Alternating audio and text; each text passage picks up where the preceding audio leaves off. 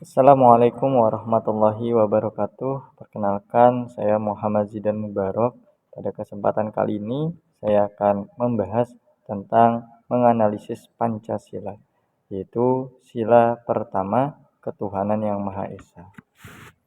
Sebelum kita melanjutkan pembahasan lebih dalam lagi tentang sila pertama, untuk mengawalinya, izin untuk saya memperkenalkan poin-poin atau maksud dan arti dari sila pertama yang berbunyikan ketuhanan yang Maha Esa.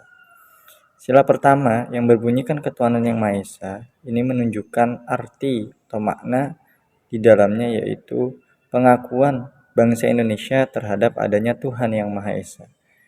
Dan juga di dalamnya terdapat nilai-nilai menjunjung tinggi spiritualitas dan juga toleransi antar umat beragama yang lainnya, agar bisa saling menghormati, tidak saling menjatuhkan antar umat beragama satu dengan yang lainnya. Juga kebebasan di dalam beribadah. Artinya, seseorang tidak akan dipaksa tentang keyakinannya di dalam beribadah kepada Tuhannya atau kepada Allah.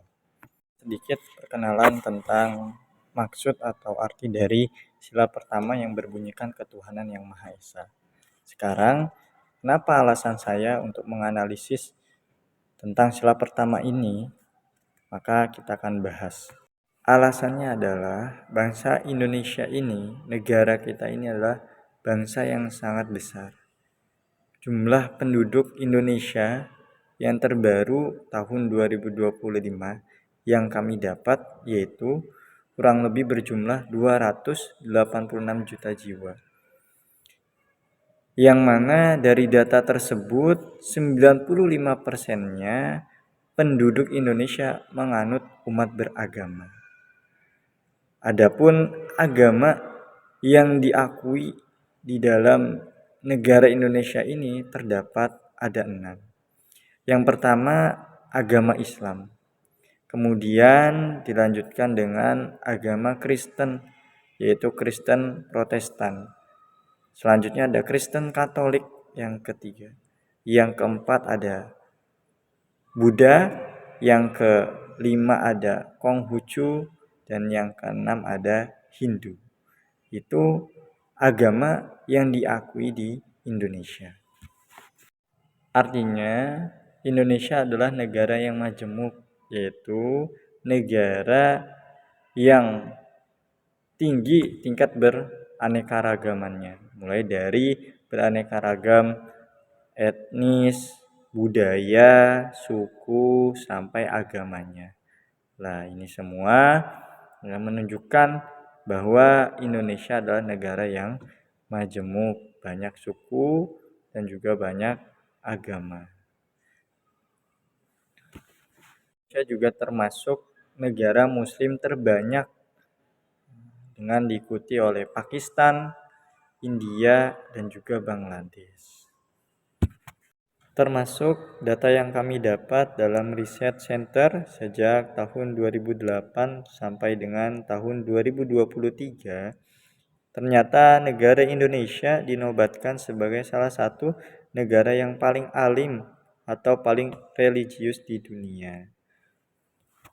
Ternyata di balik Indonesia adalah negara yang beragama, yang mana yang sudah disebutkan sebelumnya, di situ di dalamnya terdapat nilai-nilai toleransi, menjunjung tinggi yang namanya kerukunan, perdamaian, tapi bukan menjadikan Indonesia lepas dari adanya masalah. Ternyata di balik itu semua ada kendala-kendala yang dialami di dalam negara Indonesia ini, yaitu masih adanya intoleransi dan diskriminasi, yaitu sikap yang tidak toleran terhadap perbedaan keyakinan. Nah, ini masih sering dijumpai di dalam keseharian masyarakat Indonesia, yaitu tidak bisa mentoleransi antara satu keyakinan dengan yang lainnya, yang sehingga menimbulkan perselisihan sampai kerusuhan, atau yang paling menyedihkan adalah sampai terjadinya pembunuhan atau kekerasan yang teramat. Kemudian juga terdapat kendala adanya radikalisme dan ekstremisme, yang artinya paham terhadap radikal yang menyalahgunakan ajaran agama untuk memecah belah dan mengancam persatuan bangsa. Ini juga termasuk yang terjadi di Indonesia. Karena Indonesia ini negara yang beragam, banyak suku, banyak agama, maka selain ada kelebihan di dalamnya juga ada kekurangannya, yaitu sangat riskan negara Indonesia ini untuk diadu domba. Persatuannya sangat riskan untuk dipecah belahkan antara satu dengan yang lainnya karena di dalamnya banyak beragam baik suku, bangsa, etnis, bahasa dan lain sebagainya. Maka ketika ada seseorang yang paham radikal seperti ini itu memanfaatkan dari keberagaman bangsa Indonesia untuk memudah di dalam memecah belah bangsa Indonesia ini. Kemudian juga terdapat politisasi agama, yaitu kegunaan agama sebagai alat untuk politik mencapai kekuasaannya. Nah, ini kendala-kendala yang terdapat di dalam Indonesia, termasuk adanya juga kasus penistaan yang masih terjadi, termasuk adanya kasus Panji Gumilang pada tahun 2023, salah satu pimpinan Pondok Pesantren Al Zaitun. Nah, di sini artinya masih ada kendala-kendala yang harus dibenahi oleh kita bersama. Maka di dalam menyikapi kendala-kendala tersebut yang masih terjadi di negara kita ini, ada beberapa solusi yang bisa kita ambil.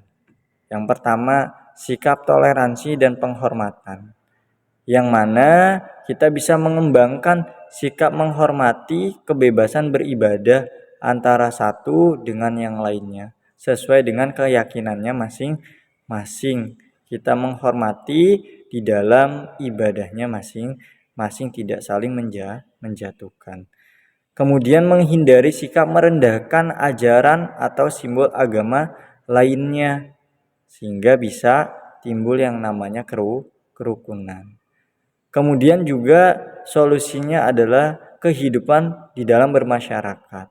Maka dengan adanya sikap gotong royong, saling bantu, mudah empati, maka ini akan tercipta lingkungan masyarakat yang rukun dan juga damai. Maka meminimalisir dari permusuhan antara umat beragama satu dengan yang lainnya, karena hatinya sudah bisa saling menerima satu sama lain, bisa rukun. Kemudian dalam lingkup kecil, yaitu lingkup keluarga dan juga pendidikan, yang mana di dalamnya bisa menambahkan nilai-nilai agama dan kejujuran sejak dini. Masyarakat Indonesia sejak dini diberikan nilai-nilai faham agama, nilai-nilai spiritualitas, nilai-nilai moral yang tujuannya untuk masing-masing individu rakyat Indonesia bisa mencerminkan nilai-nilai moral yang baik. Kemudian peran pemerintah dan konstitusi, di antaranya menjamin kebebasan beragama sesuai dengan pasal 29 ayat 2 Undang-Undang Dasar 1945. Ini tujuannya agar masing-masing rakyat Indonesia bisa nyaman, bisa tenang ketika beribadah sesuai dengan agamanya masing-masing, keyakinannya masing-masing, sehingga tidak takut lagi di dalam beribadah sesuai dengan keyakinannya. Kemudian di sini kami juga akan membahas tentang kesimpulan. Kesimpulannya adalah sila pertama di dalam Pancasila ini yang berbunyikan ketuhanan yang Maha Esa mengajarkan kita untuk beriman kepada Tuhan. Kemudian menghormati perbedaan antar umat beragama lainnya.